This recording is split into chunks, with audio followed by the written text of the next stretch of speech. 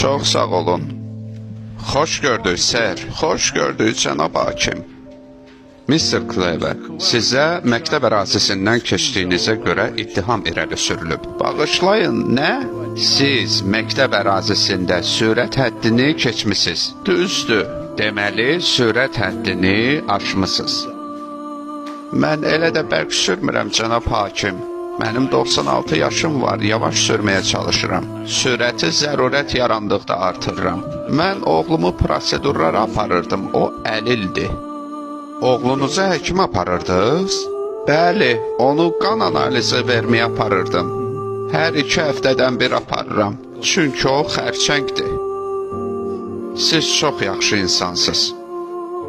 Olduqca mükəmməlsiz. Bax, bizim dövlətimiz sizin kimi insanların üzərində dayanır. Sizin 96 yaşınız var və hələ də ailənizin qayğısına qalırsınız. Bu da çox gözəldir. Yaxşı. Oğlunuzun neçə yaşı var? 63 yaşı var.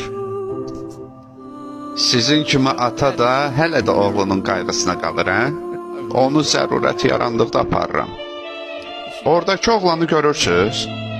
O mənim oğlumdur. İndi o mənə baxır və düşünür ki, ata, sənin 90 yaşın olanda məni həkimə aparacaqsan. Siz mənim oğluma pis nümunə olursunuz, ha? Yox, mənə indi təzyiq edirsiniz. Qulaq asın, ser. Mən sizə ən gözəl şeyləri arzulayıram. Oğlunuza da həmçinin.